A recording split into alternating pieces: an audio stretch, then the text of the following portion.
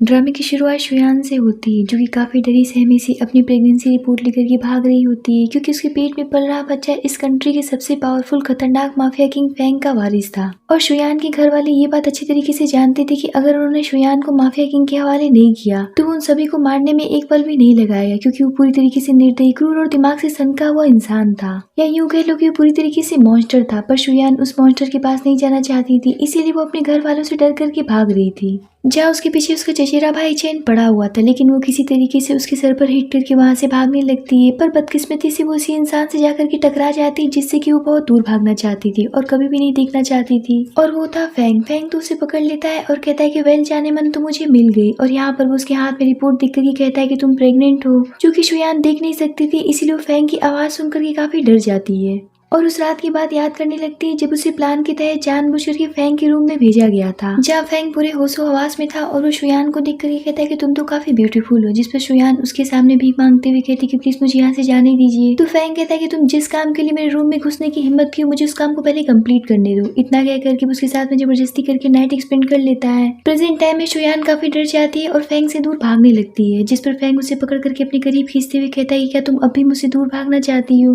इतना कह करके वो उसे अपने कंधों पर उठा लेता है, जिस पर शुयान चीखने चिल्लाने लगती है और उसे हिट करने लगती है। तो फैंग उसे स्मैश करते हुए कहता है कि चिल्लाना बंद करो। इतना कह करके वो उसे अपने साथ लेकर के चला जाता है और शुयान बेचारी चीखती चिल्लाती रह जाती है, जहाँ वो उसे अपने साथ अपने मेंशन ले जाता है, जहाँ शुयान डर करके पीछे हटने लगती है, जिस पर फैंग उसके पैर को पकड़ करके अपनी तरफ खींचते हुए कहता है कि तुम कितनी नाजुक हो, मुझे बिल्कुल भी अच्छा नहीं लग रहा है कि तुम्हारी सॉफ्ट बॉडी पर कितनी चोटें आई हैं। शुयान डर करके उससे पूछती कि मिस्टर फैंग आखिर आप मुझसे क्या चाहते हैं, जिस पर फैंग कहता है कि 1 महीने पहले तुम मेरे बिस्तर पर चढ़ गई थी और अब तुम मुझसे पूछ रही हो कि मैं तुमसे क्या चाहता हूँ। जिस पर शुयान कहती कि मुझे जानबूझकर के प्लान के मुताबिक आपके रूम में भेजा गया था, मेरा ऐसा करने का कोई भी इरादा नहीं था। मैं तो एक अंधी लड़की हूँ जो कि देख भी नहीं सकती और न ही मैं जानती थी कि आप कौन है, पर मैं आपसे वादा करती हूँ कि मैं किसी को भी कुछ भी नहीं बताऊंगी और इस बच्चे को लेकर के कहीं दूर चली जाऊंगी और किसी को कुछ भी नहीं पता चलेगा कि आपका कोई नाजायज बच्चा भी था। तो फैंग कहता है कि अगर तुम इतनी मासूम थी तो फिर इस बच्चे को क्यों रखा है। जिस पर शुयान कहती कि मैं भी इस बच्चे को नहीं चाहती थी, मैं डॉक्टर के पास गई थी, पर डॉक्टर ने कहा कि मेरा शरीर बहुत वीक है और किसी भी तरीके की सर्जरी नहीं हो सकती,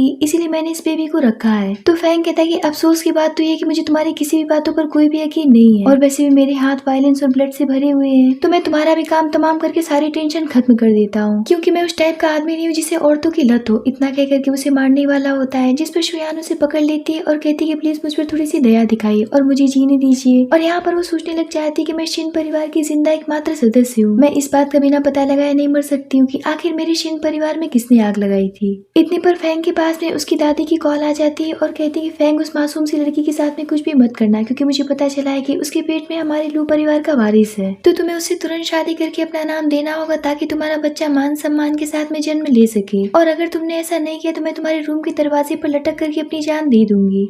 इतना कह करके वो कॉल काट देती है। ये सब सुन करके तो फैंग का एक्सप्रेशन बिल्कुल डार्क हो जाता है और वो कहता है कि लगता है कि दादी बुढ़ापे में पागल हो गई हैं। पर वो ये बात अच्छी तरीके से जानता था कि उसकी दादी की धमकी खोखली नहीं है, इसीलिए वो शुयान को पकड़ करके कहता है कि मेरी दादी को उस रात के बारे में सब कुछ पता चल गया है और वो चाहती है कि मैं तुमसे शादी कर लूं, तो ठीक है मैं तुमसे शादी करूंगा। इतना कह करके वो उसे बेड पर छोड़ता है और बेड पर गिरते ही शुयान की आंखों से थोड़ा थोड़ा दिखने लगता है, तो वो सोचती है क्या मैं देख सकती हूँ। तभी वहाँ पर फैंग एक एग्रीमेंट पेपर लेकर के आता है और कहता है कि इस एग्रीमेंट में लिखा हुआ है कि बच्चे के जन्म के बाद में तुम इस घर को छोड़ करके चली जाओगी और कभी भी दोबारा वापस से लौट करके नहीं आओगी। यहाँ पर शुयान सोचने लग जाती कि अगर मैंने इस पेपर पर साइन नहीं किया तो फैंग मुझे तुरंत ही मार डालेगा। और यहाँ पर शुयान जानबूझ करके ऐसा प्रिटेंड करती कि उसे अब भी कुछ नहीं दिख रहा है, क्योंकि शुयान इस समय फैंग से बहुत ही ज्यादा डरी हुई थी। फैंग कहता है कि मैं तो भूल ही गया था कि तुम देख नहीं सकती हो। इतना कह करके वो उसके अंगूठे का निशान उन पेपर्स पर लगवा लेता है और कहता है कि अच्छे से खा पी करके खुद को मजबूत रखो ताकि तुम्हें मेरे जैसे राक्षस को झेलने की ताकत होनी चाहिए। इतना कह करके वो वहाँ से चला जाता है। अब शादी होने के बाद में फैंग घर वापस नहीं आता है। इस बात पर दादी भड़क जाती है और कहती है कि जरा इस नालायक को तो देखो, अपनी शादी की रात ही बहू को अकेला छोड़ करके गायब हो गया, लगता है कि इसने मेरी धमकी को हल्के में ले लिया है। जिस पर उनकी बड़ी बहू रुखसन उन्हें समझाती है कि आप तो फैंग को अच्छी तरीके से जानती है कि वो कितना खतरनाक है, उसने शादी कर ली यही बहुत बड़ी बात है। दादी कहती है कि उस छोटी सी लड़की के साथ में कितना अन्याय हो रहा है, फैंग ने तो शादी की रस्मों तक को अच्छे से नहीं निभाया और अब अपनी वेडिंग नाइट पर ही गायब है। यहाँ पर रुखसिन सोचने लग जाती कि अगर फैंग के बच्चे ने जन्म ले लिया तो वो लू परिवार का उत्तराधिकारी बन जाएगा और मैं ऐसा कभी भी नहीं होने दे सकती हूँ, क्योंकि लू परिवार का उत्तराधिकारी सिर्फ मेरा बेटा बनेगा।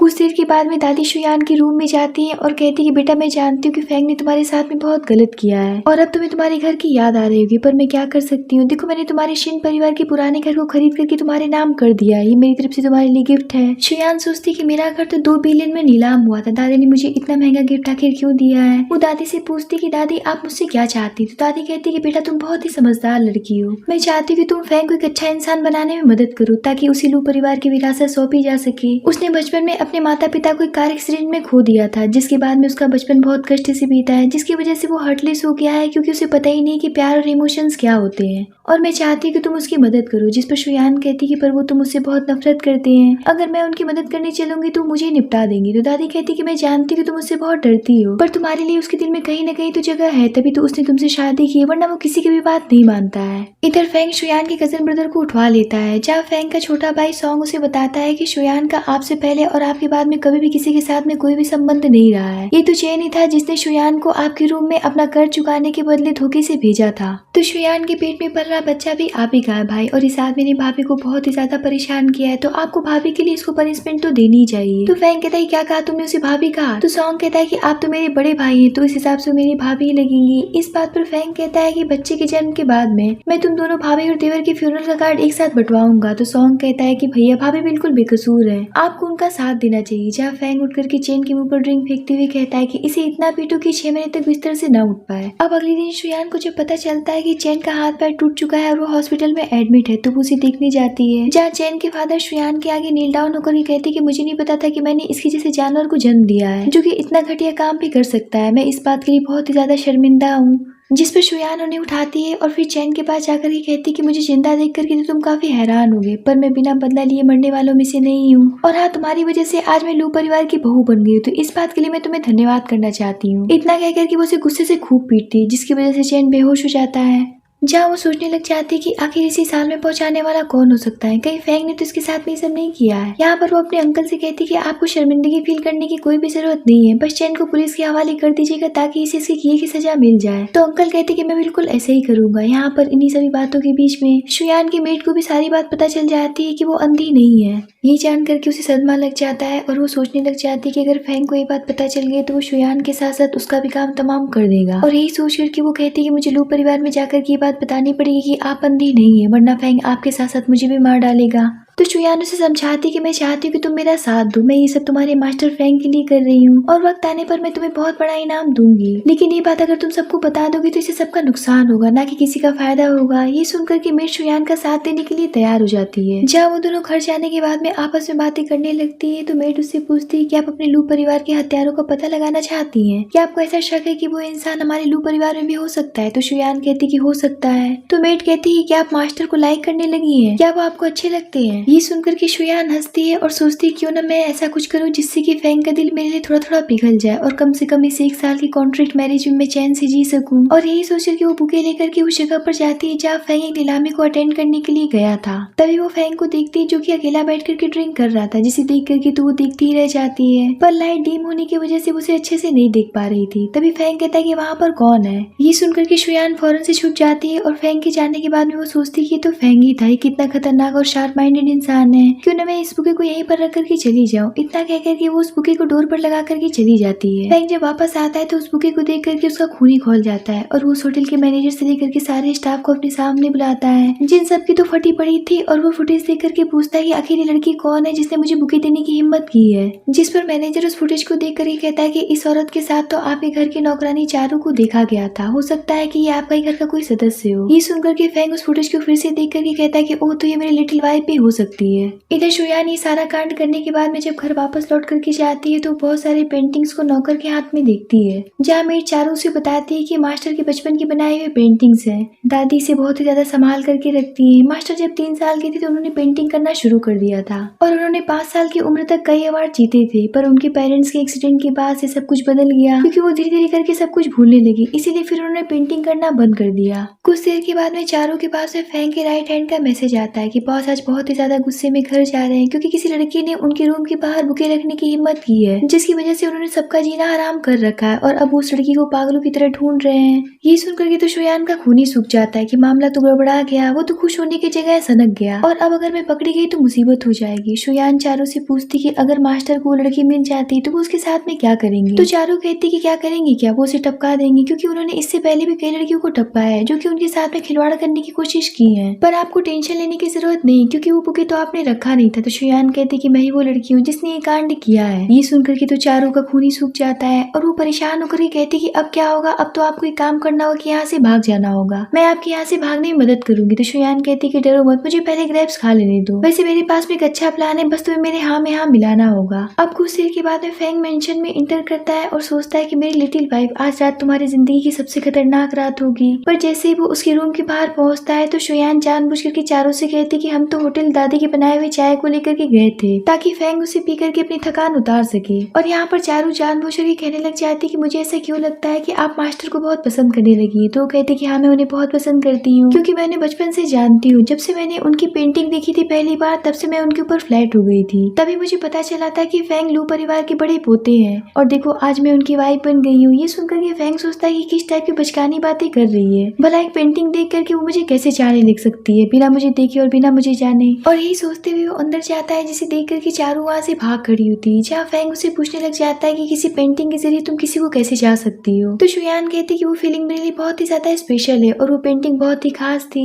ये सब सुन करके तो फैंग का दिमाग खराब होने लगता है और वो उसकी आंखों की तरफ पॉइंट करता है जिसकी वजह से वो पता लगा सके कि क्या सच में शुयान अंधी है या फिर ये नाटक कर रही है। ये देख करके तो शुयान काफी डर जाती है पर वो खुद को किसी तरीके से संभालती है क्योंकि वो ये बात अच्छी तरीके से जानती थी कि अगर उसने जरा से भी गलती की तो फैंग उसे ऊपर पहुंचा देगा। फैंग उसे देखते हुए पूछता है कि इसका मतलब ये है कि वो पेंटिंग मुझसे कहीं ज्यादा खास थी। तो ये सुनकर के शुयान सोचती कि आदमी तो पूरी तरीके से मेंटल है और वो उससे कहती कि ऐसी बात नहीं है, वो पेंटिंग भी तो आप ही की बनाई हुई थी, आपसे बेहतर कुछ हो ही नहीं सकता है। मैं जानती हूँ कि आप लोग परिवार के मास्टर हैं और मैं आंखों से अंधी लड़की हूँ, फिर भी मैं आपको बहुत चाहती हूँ और आपको खुश देखना चाहती हूँ और आपका ख्याल रखना चाहती हूँ। इतने पर फैंग उसे अपने करीब करते हुए कहता है कि मैं इतना बदनसीब आखिर क्यों हूँ जो तुम मुझे देख नहीं सकती हो। इतना कहकर के वो उसे गुस्से से किस करता है और वहाँ से चला जाता है। फैंग की इस हरकत से शुयान एकदम से शॉक रह जाती है। जहाँ फैंग भी बैठ करके कुछ सोच रहा होता है तभी वहाँ पर बटलर आकर के कहता है कि दादी ने कहा है कि आज आप अपनी वाइफ के साथ उनके बेडरूम में सोएंगे, ना कि आपको मेंशन से बाहर जाने की परमिशन है। तो फैंग कहता है कि अगर मैं मना कर दूं तो दादी क्या कर लेंगी। तो बटलर कहता है कि फिर तो दादी दरवाजे पर लटकने के लिए तैयार है। ये सुनकर के फैंग कहता है कि उन्हें लटकने की जरूरत नहीं है, मैं आज शुयान के रूम में उसके साथ सो जाऊंगा। ये सुनकर के तो बटलर को जैसे सदमा ही लग जाता है क्योंकि फैंग कोई भी बात इतनी आसानी से नहीं मानता था और यहाँ पर बटलर खुश होकर के वहाँ से चला जाता है। फैंग भी शुयान के रूम को देख करके एक डेविल स्माइल करता है और सीधा उसके रूम में चला जाता है, जिस पर शुयान चौंक जाती है। तो फैंग कहता है कि मैं तुम्हारा हस्बैंड हूँ,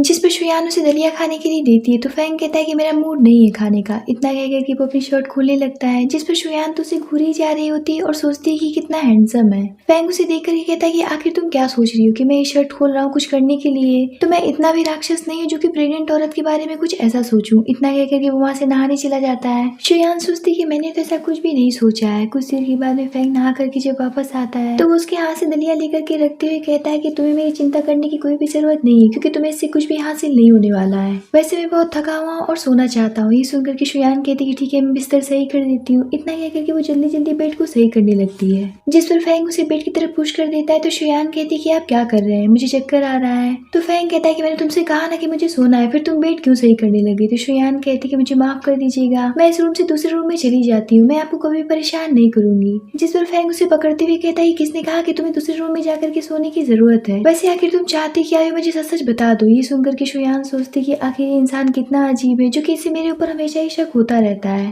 फैंग कहता है कि अगर मुझे पता चला कि तुम कोई चाल चल रही हो तो मैं तुम्हारी जिंदगी मौत से भी बदतर बना दूंगा। जिस पर शुयान कहती है कि मुझे कुछ भी नहीं चाहिए और ना ही मैं कोई चाल चल रही हूँ, मैं बस इतना चाहती हूँ कि आप खुश रहें जैसे कि आप बचपन में खुश रहा करते थे। जिस पर फैंग बहुत कोल्डी तरीके से कहता है कि मुझे सिर्फ खुशी एक ही तरीके से मिल सकती है जब तुम बहुत ही ज्यादा तड़पोगी, वो भी दर्द से। जिस पर शुयान कहते कि लगता है कि आप पागल हो गए, आखिर आप मेरे ऊपर विश्वास क्यों नहीं करते, मैंने तो उन पेपर्स पर भी साइन कर दिया है और 1 साल के बाद में मैं यहाँ से हमेशा के लिए चली जाऊंगी और आप ही जैसे राक्षस आदमी के साथ में भला मैं चाल कैसे चल सकती हूँ। ये सुनकर के फैंग पीछे हट जाता है और कहता है कि अगर तुम गुड गर्ल बनकर के अच्छे से बिहेव करोगी तो तुम्हारी जिंदगी में सरल बना दूंगा। ये सुनकर के शुयान सोचती कि बदमाश गैंगस्टर कहीं का, तुमने मेरी कलाई इतनी तेज से हर्ट कर दिया जिसकी वजह से मुझे दर्द हो रहा है।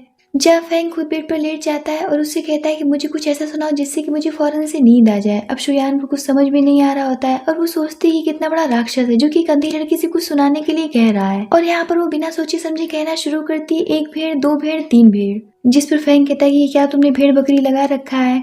तो शुयान कहती कि अच्छा ठीक है, मैं कुछ डिफरेंट कहती हूँ। और यहाँ पर वो कहना शुरू करती कि 1 गधा, 2 गधा, 3 गधा। इस बात पर फैंग उठ करके बैठ जाता है और कहता है कि क्या पागलों की तरह जानवरों की गिनती किए जा रही हो? मुझे कोई प्यारी सी लोरी सुनाओ। जिस पर शुयान जैसे तैसे करके एक लोरी सुनाना शुरू करती है और खुद ही उसे बोलते बोलते फैंग की बाहों में सो जाती है, जहाँ फैंग उसे बहुत प्यार से होल्ड किया होता है क्योंकि इस वक्त वो बहुत ही ज्यादा प्यारी लग रही थी। अगले दिन शुयान एक ऑक्शन में जाती है क्योंकि उसे वहाँ से अपने पेरेंट्स की आखिरी निशानी बुद्ध की माला हासिल करनी थी। वहीं पर फैंग भी होता है और यहाँ पर शुयान किसी तरीके से 10 मिलियन का बोली लगा करके उसे हासिल कर लेती है। ये सब होने के बाद में फैंग उसे घर लेकर के वापस से जाने लगता है, जहाँ उसकी कार शुयान के पुराने घर के पास से गुजरती है तो शुयान उसे फील करने लगती है। ये देख करके फैंग उससे कहता है कि तुम तो ऐसे बिहेव कर रही हो जैसे कि तुम सब कुछ देख सकती हो। तो शुयान कहती है कि मैं देख तो नहीं सकती हूँ पर मैं फील तो कर ही सकती हूँ। इतने पर तो फैंग उसे किस करने लग जाता है, तभी उसके पास में एक कॉल आ जाती है जिस पर वो किसी को टपकाने की बातें करने लगता है। शुयान सोचती है कि कितना बड़ा बेशर्म इंसान है जो कि जब देखो तब मुंह उठा करके मुझे किस करने लगता है। जब फैंग कॉल काटने के बाद में कहता है कि जाने मन मुझे किसी को टपकाने के लिए जाना होगा। सच कहूँ तो मेरा जाने का मन तो नहीं है लेकिन मेरी मजबूरी है। वैसे इस बॉक्स में क्या है? तो शुयान उसे बताती है कि एक पवित्र बौद्ध माला है जिसे मेरी माँ ने मेरे फादर को अपने प्यार की निशानी के तौर पर दिया था। ये मेरे लिए बहुत ही ज्यादा कीमती है। ये सुनकर के फैंग सोचता है कि अच्छा तो ये प्यार की निशानी, इतना कह करके वो उसे ले लेता है और खुद से कहता है कि मुझे इतना प्यारा गिफ्ट देने के लिए तुम्हारा बहुत बहुत शुक्रिया। इतना कह करके वो उसे पहन लेता है और कहता है कि अगर आज रात मैं इसे पहन करके वापस आ गया तब ये बात साबित हो जाएगी कि इसमें कोई दम है। ये सुनकर के तो शुयान काफी परेशान हो जाती है और सोचने लग जाती है कि मैंने इतने सारे पैसे खर्च करके अपने पेरेंट्स की आखिरी निशानी खरीदी थी पर इस पागल इंसान ने उसे भी मुझसे ले लिया। अब अगले दिन शुयान दादी से मिलने के लिए जा रही होती है जिसे लू परिवार का पुराना भरोसेमंद ड्राइवर झांग लेकर के जा रहा था। यहाँ पर हमें पता चलता है कि रुक्से ने उस ड्राइवर की फैमिली को किडनैप कर रखा था और उसे शुयान का काम तमाम करने का ऑर्डर दिया था क्योंकि वो नहीं चाहती थी कि फैंग का बेबी जन्म ले और लू परिवार का उत्तराधिकारी बन जाए। इधर फैंग एक आदमी को बहुत ही ज्यादा पिटवा रहा होता है जो कि उसके आगे अपनी जान की भीख मांग रहा होता है पर फैंग उसकी एक बात नहीं सुनता है और उसे टपकाने का ऑर्डर दे देता है। जहाँ वो सॉन्ग के सामने शुयान के बारे में और भी ज्यादा इन्फॉर्मेशन निकालने की कोशिश करने लगता है तो सॉन्ग कहता है कि भाभी के बारे में सब कुछ क्लियर है, आखिर आप उनके बारे में क्या जानना चाहते हैं? तो फैंग कहता है कि मैं देखना चाहता हूँ कि आखिर वो कब तक मुझे धोखा देती रहेगी, कुछ तो होगा इसकी जिंदगी का सीक्रेट। ये सुनकर के सॉन्ग सोचता है कि इस आदमी को तो समझना कितना मुश्किल है। एक तो ये भाभी को खोना भी नहीं चाहते, ऊपर से उनके बारे में उल्टा भी सोचते हैं, ठीक उसी तरीके से जैसे कि ऊपर से सख्त और अंदर से नर्म। इधर शुयान की जब आँख खुलती है तो वो देखती है कार तो दूसरी डायरेक्शन में जा रहा था, ऊपर से उसके हाथ भी बंधे हुए थे। तभी वो बाहर फैंग को देखती है और मदद के लिए चिल्लाने लगती है पर टिंटेड ग्लास होने की वजह से फैंग उसे देख नहीं पाता है। लेकिन सॉन्ग उस कार को देख करके पहचान जाता है और कहता है कि ब्रदर ये तो हमारे घर की कार है जिसमें से कुछ आवाजें आ रही है। तभी फैंग अपने मोबाइल पर दादी का मैसेज देखता है जो कि उसे पुराने घर पर शुयान के साथ में खाने पर बुला रही होती है। फैंग समझ जाता है कि उस कार में शुयान है और वो कहता है कि पर ये कार तो पुराने घर की तरफ नहीं जा रहा है। तो सॉन्ग कहता है कि इसका मतलब ये कि भाभी किडनैप हो गई है। तो फैंग कहता है कि उसे कोई भी नहीं किडनैप कर सकता है और ना ही उसे कोई छू सकता है क्योंकि वो सिर्फ मेरी है, मैं उसके लिए सब कुछ तबाह करके रख दूंगा। इधर शुयान ड्राइवर झांग से कहती कि अंकल आखिर आपने मुझे किडनैप क्यों किया है? क्या आपको पैसे चाहिए? अगर आपको पैसे चाहिए तो मैं आपको बहुत सारे पैसे देने के लिए तैयार हूँ, प्लीज मुझे जाने दीजिए। जिस पर झांग कहता है कि मुझे पैसे नहीं चाहिए, मुझे तुम्हें निपटाना ही होगा क्योंकि अगर मैंने ऐसा नहीं किया तो वो लोग मेरे परिवार को मार डालेंगे। तो शुयान कहती है कम से कम इतना तो बता दीजिए कि आखिर ये सब करने के लिए आपसे किसने कहा है? तो झांग कहता है कि मैं ये सब नहीं जानता हूँ, मैं खुद भी तुम्हारे साथ में अपना काम तमाम कर लूंगा। ये सुनकर के तो शुयान शॉक रह जाती है और सोचती है कि मैं इतनी आसानी से नहीं मर सकती हूँ क्योंकि मुझे बहुत कुछ करना है। इतने पर फैंग सामने से फायर कर देता है जिसमें कि झांग का काम तमाम हो जाता है। फैंग कार के पास आकर के उसका गेट ओपन करने की कोशिश करने लगता है जिसे देख करके शुयान कहती कि आप फैंग है ना? तो वो कहता है कि हाँ मैं फैंग हूँ।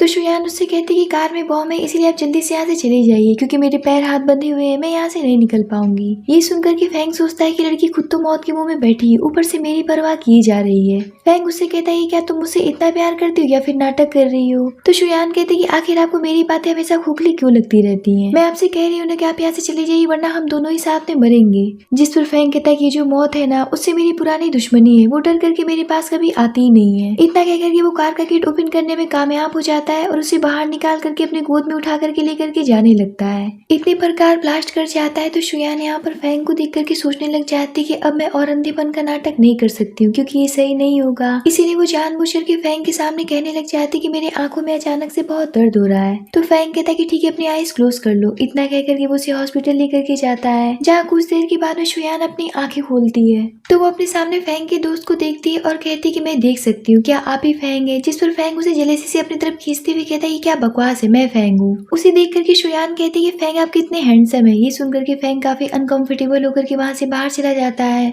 जहाँ उसका दोस्त भी उसके पीछे बाहर आ जाता है। तो फैंग उससे कहने लग जाता है कि मेरी वाइफ की आंखों की रोशनी वापस आते ही उसने सबसे पहले तुम्हारे जैसे गधे का शक्ल देख लिया। ये सुनकर के जिन सोचता है कि इसकी बातों से तो जेलेसी टपक रही है, जहाँ जिन कहता है कि मुझे कुछ काम है। इतना कहकर के वो वहाँ से जाने लगता है, पर फैंग उसे रोक करके कहता है कि उस आदमी को जंगल में ले जाकर के ठिकाने लगा देना। तो जिन कहता है कि हम ऐसे किसी को ठिकाने नहीं लगा सकते। तो फैंग कहता है कि जो भी कोई मेरी वाइफ को छूने की हिम्मत करेगा उसे इस दुनिया से जाना पड़ेगा। इतना कहकर के वो वहाँ से अंदर चला जाता है। जिन सोचता है कि अब होगा तबाही का तांडव शुरू। फैंग जब अंदर जाता है तो शुयान उसे पहली बार उसकी आंखों में देखती है और काफी ज्यादा नर्वस होने लगती है। तो फैंग उसे देख कर कहता है कि तुम इतनी घबरा क्यों रही हो? तो वो कहती है कि शायद मेरी आंखों की रोशनी अभी अभी वापस आई, इसीलिए आपको ऐसा लग रहा है। तो फैंग कहता है कि मुझे लगा कि तुम मुझे देख करके घबरा रही हो। वैसे तुम्हारा जिसने भी किडनैप करवाया था, अगर तुम मुझसे बदला लेना चाहती हो तो मेरे साथ में सोने का वादा करो, बदले में मैं तुम्हारी तरफ से उस इंसान से बदला ले लूंगा। फिर वो अचानक से कहता है कि रहने दो, मुझे प्रेग्नेंट लड़कियों में कोई भी इंटरेस्ट नहीं है। इतना कह करके वो वहाँ से चला जाता है। शुयान सोचती कि तो एक नंबर उनका शेमलेस इंसान है। अब अगले दिन शुयान दादी से मिलने के लिए जाती है और बताती है कि दादी मेरी आंखों की रोशनी ठीक हो गई। ये सुनकर के तो दादी काफी खुश हो जाती हैं और कहती कि मैं तुम्हें पूर्वजों के मंदिर लेकर के चलूंगी। तो शुयान कहती कि मैं ऐसा नहीं कर सकती क्योंकि एक न एक दिन मुझे ये घर छोड़ करके चले जाना है। तो दादी कहती कि ऐसा कभी भी मत करना, फैंग को छोड़ करके तुम कहीं भी नहीं जा सकती हो क्योंकि वो तुम्हें पसंद करने लगा है। तभी वहाँ पर बटलर भागता हुआ आता है और बताता है कि मैडम रुक्सिन का किडनैप हो गया है। ये सुनकर के तो फैंग के फादर काफी परेशान हो जाते हैं क्योंकि रुक्सिन उनकी मिस्ट्रेस थी। यहाँ पर शुयान सोचने लग जाती कि ये तो फैंग के फादर है, कहीं फैंग ने तो रुक्सिन का किडनैप नहीं किया है। यहाँ पर उसके फादर कहने लग जाते कि उस जानवर फैंग को मेरे सामने बुलाया जाए क्योंकि मुझे शक है कि उसी ने ऐसा किया है। जिस पर दादी कहती है किसी के ऊपर बिना सोचे समझे तुम इल्जाम नहीं लगा सकते हो। तो उसके फादर कहते हैं कि रुक्सिन का किडनैप करने का हिम्मत सिर्फ फैंग ही कर सकता है और किसी के में इतनी हिम्मत नहीं है। ये सुनकर के दादी फैंग को कॉल करने लगती है, पर फैंग का तो फोन स्विच ऑफ आ रहा था, जिसे देख करके दादी कहती कि देखा तुमने, उसका मोबाइल बंद है, तो फालतू का उसके ऊपर इल्जाम लगाना बंद करो। इतने पर शुयान के मोबाइल पर फैंग की कॉल आ जाती है। तो फैंग के फादर कहते कि स्पीकर पर डाल करके बात करो वरना मुझसे बुरा कोई भी नहीं होगा। जिस पर शुयान बेचारी फोन रिसीव करती तो फैंग उससे कहता है कि आखिर तुम हॉस्पिटल से कहाँ गायब हो गई? मैं तुम्हें पागलों की तरह ढूंढ रहा हूँ। लगता है कि मैंने जो भी कुछ तुमसे कहा था तुम भूल गई हो। यहाँ पर मैंने अपने वादे को पूरा कर दिया है, अब तुम्हारी बारी है अपना वादा पूरा करने की। ये सुनकर के शुयान को उसकी बात याद आती है कि वो उसके लिए बदला लेगा, बदले में शुयान को उसके साथ में नाइट स्पेंड करना पड़ेगा। और यहाँ पर वो बात को बदलते हुए कहने लग जाती कि आप जल्दी से घर वापस आ जाइए क्योंकि आपकी स्टेप मदर का किसी ने किडनैप कर लिया है, जिसकी वजह से आपके फादर काफी गुस्से में है। इतना कहकर के वो जल्दी से कॉल काट देती, जहाँ उसके फादर उससे पूछते कि किस टाइप की डील की बात चल रही थी, जल्दी से मुझे सारा कुछ सच बताओ वरना मुझसे बुरा कोई भी नहीं होगा। अब शुयान यहाँ पर फंस जाती और काफी हिचकिचाती हुई कहने लग जाती कि उन्होंने मुझसे कहा था कि मेरी आंखों की रोशनी जब तक ठीक नहीं हो जाती है तब तक वो मेरा इंतजार करेंगे और अब जब मैं ठीक हो गई हूँ तो अब वो मेरे साथ में नाइट स्पेंड करना चाहते हैं। ये सुनकर के तो उसके फादर का एक्सप्रेशन बिल्कुल डार्क हो जाता है। वही दादी की तो खुशी का कोई भी ठिकाना नहीं रहता है। तभी शुयान के पास में फैंग का मैसेज आता है कि जल्दी से बाहर आओ, मैं तुम्हारा कार में इंतजार कर रहा हूँ। ये सुनकर के शुयान फौरन से उसके पास चली जाती है, जहाँ उसके हाथ में नकली ब्लड कलर देख करके फैंग उससे पूछता है कि ये सब तुम यहाँ पर क्यों लेकर के आई हो? तो शुयान उससे कहती कि आपके फादर को शक हो गया है कि आपने रुक्सिन का किडनैप किया है। जिस पर फैंग उससे कहता है कि तुम तो काफी डरपोक निकली। इतना कह करके वो उसे अपने करीब खींच लेता है और उसे टच करने लग जाता है। तो शुयान कहती कि आप क्या कर रहे हैं? तो फैंग कहता है कि वही कर रहा हूँ जो तुमने वादा किया था। ये सुनकर के शुयान सोचती कि मैंने तो इनसे कभी भी इस बात के लिए हामी नहीं भरी थी और न ही इस बात का वादा किया था। इसका मतलब यही कि इन्होंने सच में रुक्सिन का किडनैप कर लिया है। इतने पर शुयान को प्रेगनेंसी की वजह से उल्टियां आने लगती, जिसकी वजह से वो कार से बाहर निकल जाती। तो फैंग भी बाहर आकर के उसे हैंकी देता है और कहता है कि इतना नाटक करने की जरूरत क्या थी, साफ मना कर दी थी। शुयान कहती कि मैं कोई नाटक नहीं कर रही है, मेरी प्रेगनेंसी की वजह से मुझे मॉर्निंग सिकनेस हो रही है। ये सुनकर के फैंग वहाँ से जाने लगता है। तो फैंग को पीछे से पकड़ करके कहती कि आप रुक्सिन को छोड़ दीजिए, मैं बस इतना चाहती हूँ कि आप लोग परिवार के उत्तराधिकारी बन जाइए, इससे मुझे या मेरे बच्चे को कोई भी नुकसान पहुंचाने की नहीं सोच पाएगा। तो फैंग कहता है कि क्या तुम्हें पता भी है कि तुम क्या कह रही हो? तो शुयान कहती कि अगर आप अपनी जगह नहीं लेंगे तो हमारा बच्चा हमेशा ही खतरे में रहेगा। तो फैंग कहता है कि तुम उसकी चिंता मत करो, अगर तुम्हें या मेरे बच्चे को कोई भी नुकसान पहुंचाने के बारे में सोचता भी है तो मैं उसका काम तमाम कर दूंगा। जिस पर शुयान कहती कि मैंने आपको एक पिता बनकर के सोचने के लिए कहा है, ना कि एक राक्षस बनकर के सोचने के लिए कहा है। मैं चाहती हूँ कि आप अपने बच्चे का भविष्य सिक्योर कर दे। तो फैंग कहता है कि मुझे तुम्हें उसी रात को मार डालना चाहिए था, वरना तुम्हारी इतनी हिम्मत नहीं हो पाती मेरे सामने सब बकवास करने की।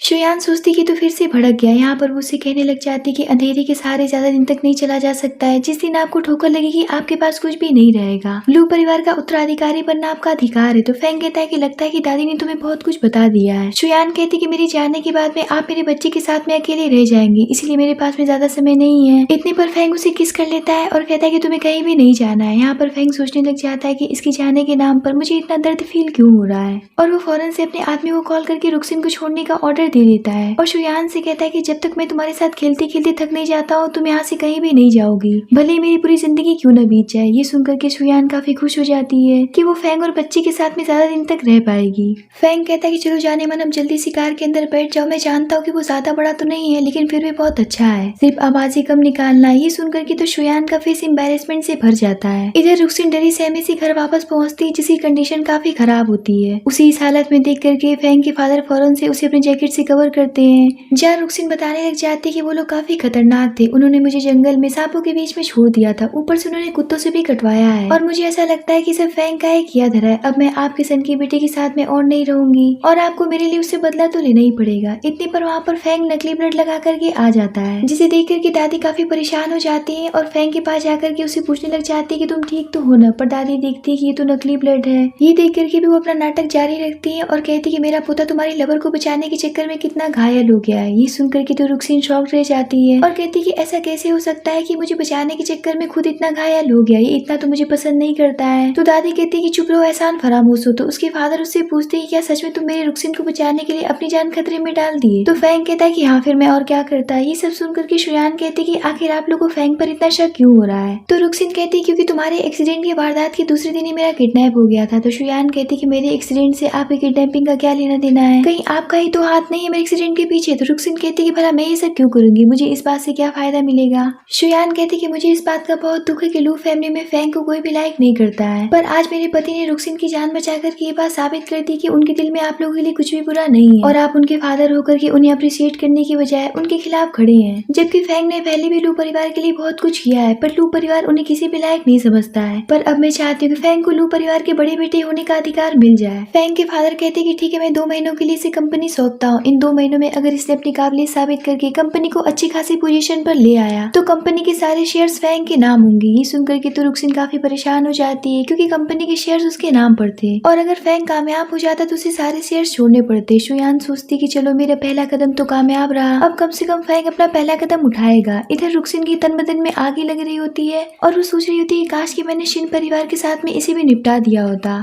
पर पता नहीं कहाँ से बच गई। अब देखो शुयान मैं तुम्हारे साथ में क्या क्या करती हूँ। तभी फैंग कहता है कि बस बहुत हुआ, एक बात मेरी कान खोल करके सभी की सभी यहाँ पर सुन लो, अगर मेरी वाइफ और मेरे बच्चे को किसी ने भी नुकसान पहुँचाने की कोशिश की तो मैं उसे पैर हाथ तोड़ करके रख दूंगा। अब ये सब होने के बाद में शुयान फैंग से कहती कि सबसे पहले आपको सिग्नेचर करना सीखना पड़ेगा। तो फैंग कहता है कि मुझे लिखने में कोई भी इंटरेस्ट नहीं है। तो शुयान कहती कि ऐसा मत कहिए वरना आप कंपनी के साथ में काम कैसे कर पाएंगे। तो फैंग कहता है कि इसमें साइन करने की क्या जरूरत है, मैं सामने वाले को ही टपका दूंगा। ये सुनकर के तो शुयान सोचती कि तो वाकई में राक्षस है जिसके दिमाग में सिर्फ डार्क थॉट्स ही आते हैं। यहाँ पर शुयान उसे समझाने की कोशिश करती कि अगर हम अपने फ्यूचर की नींव साफ सुथरे ईमानदारी से डालेंगे तो सब कुछ मजबूत होगा। इतना कह करके उसे फ्रूट खिलाती। तो फैंग कहता है कि तुम तो मुझे बच्चों की तरह ट्रीट कर रही हो। तो शुयान कहती कि जब तक मैं आपके साथ हूँ मुझे आपको प्यार से ट्रीट करने दीजिए। इस बात पर फैंग उसे किस करके चुप करा देता है। अब शुयान फैंग को सब कुछ सिखाना शुरू करती है, पर फैंग चीजों पर कम ध्यान दे रहा होता है और शुयान पर उसकी नजर ज्यादा होती है और वो तो यही सोचे जा रहा होता है कि इसके हाथ कितने सॉफ्ट है, इसके लिप्स कितने पिंक है।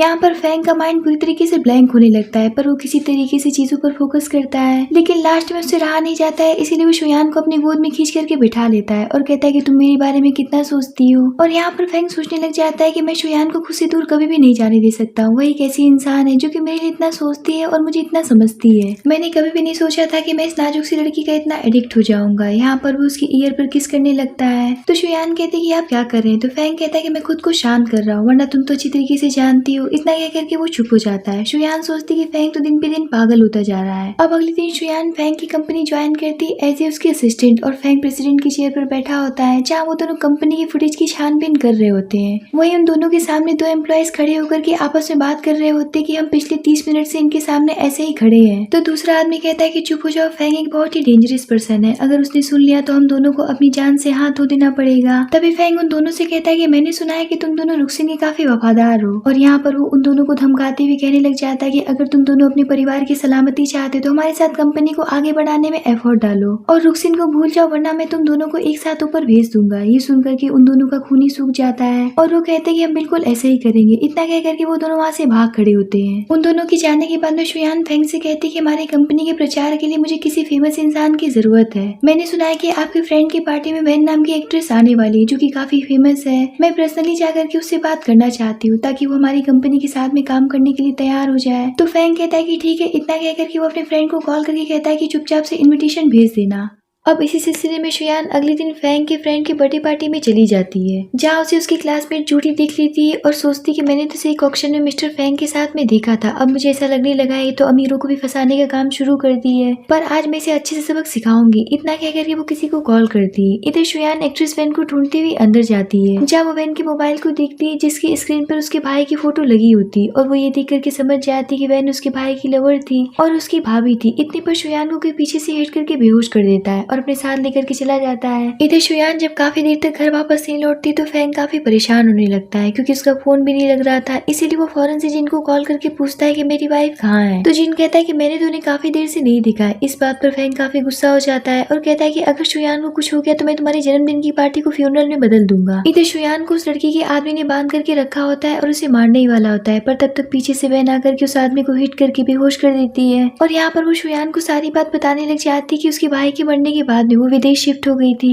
और यहाँ पर वैन शुयान के फेस को छू करके उसके भाई को याद करने लग जाती है और कहती कि तुम बिल्कुल अपने भाई जैसी लगती हो। इतना कह करके वो उसे गले से लगा करके फूट फूट कर रोने लगती है और कहती कि मुझे तुम्हारी भाई की बहुत याद आती है। तो शुयान कहती कि मुझे भी अपने भाई की बहुत याद आती है। इधर फेंग उस लड़की को गन पॉइंट करके शुयान के बारे में पूछ रहा होता है पर वो कुछ भी बताने के लिए तैयार नहीं होती है। अब फेंग का पेशेंस बिल्कुल स्नैप हो जाता है और वो उसे मारने वाला होता है, पर तब तक वहाँ पर शुयान आ जाती है जिसे देख करके फेंग पूछने लग जाता है कि आखिर तुम कहाँ थी, मैं कितना परेशान हो गया था, तुम्हारा फोन क्यों नहीं लग रहा था। ये सुनकर कि वो उस लड़की को देख करके सोचती कि अगर मैंने इसे बता दिया कि इसी लड़की ने मुझे किडनैप करवाया था तो फेंग इसे तुरंत ही मार डालेगा और मैं ऐसा नहीं चाहती हूँ कि फेंग अब किसी को कुछ भी करे। इसीलिए वो उसे झूठ बोल देती कि मैं माउंटेन की साइड पर चली गई थी जहाँ नेटवर्क नहीं आता है, इसीलिए आपका फोन नहीं लग रहा था, वैसे मैं बिल्कुल ठीक हूँ, चलिए अब हम खाना खाते हैं। इतना कह करके वो फेंग को अपने साथ लेकर के चली जाती है जहाँ जिन सोचने लग जाता है कि चलो कोई तो है जो कि फेंग जैसे बेस्ट इंसान के गुस्से को कंट्रोल कर सकता है। अब घर आने के बाद में फेंग शुयान को अपने करीब खींच करके उसे बेइंतहा किस करना शुरू करता है। ये देख करके तो शुयान काफी शॉक रह जाती है और वो फौरन से पीछे हटने लग जाती। तो फेंग उससे कहता है कि अब ये सारी तरकीबें काम नहीं आएंगी। तभी शुयान के पास से वैन का मैसेज आ जाता है जिसमें वो उससे कह रही होती है कि मैं तुम्हारे साथ में काम करने के लिए तैयार हूँ। ये देख करके तो शुयान काफी खुश हो जाती है और उसे फौरन से शुक्रिया कहती है। अब अगले दिन शुयान वैन के साथ में प्रीमियर शुरू करती है जहाँ बहुत सारे मीडिया वाले होते हैं, जिनमें से एक रिपोर्टर उससे पूछती कि मिस शुयान हमने सुना है कि आप मिस्टर फेंग की लवर है। तो दूसरी उससे पूछती कि और आपके पेट में पल रहा बच्चा किसका है। ये सुनकर के शुयान काफी नर्वस हो जाती है, जिस पर वैन कहती है कि आप सभी यहाँ पर कंपनी से रिलेटेड प्रश्न पूछ सकते हैं, ना कि किसी की पर्सनल लाइफ पर जाने की जरूरत है। तभी शुयान के मोबाइल पर फेंग की कॉल आती है जिसे देख करके वो फेंग के पास चली जाती। तो वो देखती कि फेंग काफी इंजर्ड है, इसीलिए वो फौरन से मेडिसिन उठा करके उसे लगाने लगती है, जिस पर फेंग उससे कहता है कि देख लो वाइफी तुम मेरे बहुत क्लोज हो। ये सुनकर के शुयान सोचती कि आखिर ये इंसान कब सुधरेगा। और यहाँ पर शुयान उससे कहती कि ऐसा वैसा कुछ करने की सोची कभी मत, क्योंकि यहाँ पर कैमरास लगे हुए हैं और हमें सभी बाहर देख रहे हैं। और वैसे भी आपको ब्लू परिवार के लिए कुछ भी करने की जरूरत नहीं, क्योंकि जल्दी आपकी माँ की विरासत आपको मिल जाएगी। इतना कह करके वो वहाँ से जाने लगती है, जिस पर फेंग उसे पकड़ करके अपने करीब खींच लेता है। तो शुयान कहती है कि आप कैसी हरकतें कर रहे हैं, अब आप लोग ग्रुप के प्रेसिडेंट हैं और लोगों को ऑलरेडी हमारे ऊपर शक है। तो फेंग कहता है कि ठीक है जाने मन, आज मैं उनके शक को यकीन में बदलने जा रहा हूँ। इतना कह करके उसे बहुत प्यार से किस करता है और कैमरे की तरफ देख करके स्माइल करता है। इधर ये सारा नजारा बाहर मीडिया वाले और सभी लोग देख करके शॉक रह जाते हैं और यहाँ पर सभी को कंफर्म हो जाता है कि शुयान फेंग की कोई सीक्रेट लवर नहीं बल्कि वो उसकी पत्नी है और इस न्यूज़ से कंपनी का प्रॉफिट डबल हो जाता है और कंपनी टॉप पर रैंक कर जाती है। इधर फेंग रुक्सिन की काली चिट्ठी का खुलासा कर देता है कि उसी ने शिन परिवार का काम तमाम किया था, क्योंकि रुक्सिन शुयान के फादर को काफी लाइक करती थी, पर उसके फादर ने उसे एक्सेप्ट नहीं किया, इसीलिए वो बदला लेने के लिए सारा चीज कर बैठी थी। और यहाँ पर फेंग सारे एविडेंस को पुलिस के हवाले कर देता है, जिस पर पुलिस रुक्सिन को पकड़ करके अपने साथ लेकर के चली जाती है। और अब हमें यहाँ से 9 महीने के बाद का सीन दिखाया जाता है जहाँ शुयान एक प्यारे से बेबी बॉय को जन्म देती है। तो फेंग अंदर जाकर के उससे पूछता है कि क्या बच्चे को जन्म देने में तुम बहुत ही ज्यादा तकलीफ हुई। तो शुयान कहती कि हाँ, और वो उसे कहती कि मेरे परिवार परिवार के कातिल को ढूंढ करके उसे सजा दिलाने के लिए आपका बहुत बहुत शुक्रिया। फैंग कहता है कि मैं तुम्हारी हमेशा ही रक्षा करूंगा, पर शुयान सोचती कि अब मेरे जाने का समय आ गया है। वही फैंग सोचता है कि मेरी जिंदगी में अब तुम्हारे अलावा मुझे कुछ और नहीं चाहिए। अगले दिन दादी फैंग को कॉल करके बताती कि शुयान तो चली गई। ये सुन करके तो फैंग को सदमा ही लग जाता है और वो किसी मैडमैन की तरह उसे ढूंढने के लिए निकल जाता है और कार में रखे शुयान के वॉइस रिकॉर्डिंग को सुनने लगता है, जिसमें वो उससे कह रही होती कि फैंग मैंने आपसे कभी भी प्यार नहीं किया, मैंने सिर्फ इस शादी का यूज किया है और मैंने जो भी कुछ आपके लिए किया है वो सब मैंने आपकी दादी के कहने पर किया था, क्योंकि मैं अपने परिवार के हत्यारों को ढूंढना चाहती थी, इसीलिए मैंने आपकी मदद की। मेरे दिल में आपके लिए कोई भी फीलिंग्स नहीं है, इसीलिए अब मुझे आपसे डिवोर्स चाहिए। ये सब सुन करके तो फैंग का दिल टूट करके रह जाता है।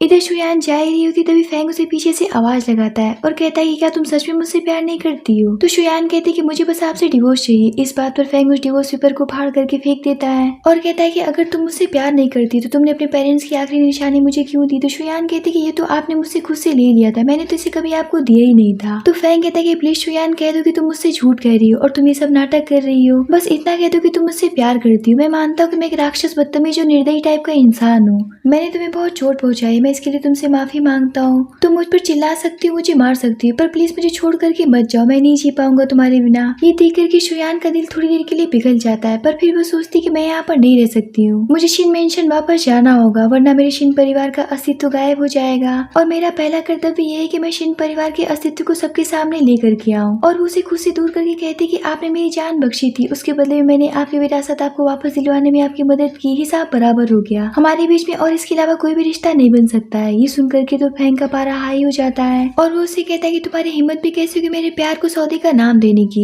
तो शुयान कहती कि मैं आपके साथ में नहीं रह सकती हूँ, इससे अच्छा तो आप मुझे मार डालिए। ये सुनकर के फैंग की आंख से आंसू गिर जाते हैं और वो कहता है कि इतनी नफरत कि मेरे साथ में रहने से अच्छा कि तुम मुझसे मौत मांग रही हो। इतना कहकर के वो उसे छोड़ देता है। तो शुयान अपने अंकल के साथ में वहाँ से जाने लगती। तो फैंग कहता है कि शुयान प्लीज एक दिन मेरे साथ में और रुक जाओ, मुझे अपना एक दिन ही दो जिसके सहारे मैं पूरी जिंदगी बिता सकूं, जिसके बाद तुम चली जाना, मैं तुम्हें नहीं रोकूंगा। ये सुनकर के शुयान काफी इमोशनल हो जाती है और उसके साथ में एक दिन रुकने के लिए तैयार हो जाती है, जिसके बाद में फैंग उसे एक बॉक्सिंग वाली जगह पर लेकर के जाता है। तो शुयान पूछती कि यहाँ पर क्या चल रहा है? तो सॉन्ग बताता है कि भाभी यहाँ पर इस फैमिली की चीजें दांव पर लगाई जाती हैं, जिसे पाने के लिए सामने वाले बॉक्सर को हराना पड़ता है। तभी शुयान देखती कि एक आदमी शिन परिवार के बेटे के लव लेटर को दांव पर लगाता है, जो कि शुयान के भाई का था, जिसे देख करके शुयान घबरा करके उठ जाती है। तो फैंग उसे रोकता है। तो सॉन्ग कहता है कि इनकी इतनी हिम्मत भी कैसे हो गई सब करने की, मैं एक काम करता हूँ कि सभी के सभी को यहाँ पर निपटा देता। तो फैंग कहता है कि तुम ऐसा नहीं कर सकते हो, क्योंकि मेरी वाइफ ने अभी भी मेरे वारिस को जन्म दिया है और मैं नहीं चाहता कि वो इस टाइप के खून खराबे को देखे,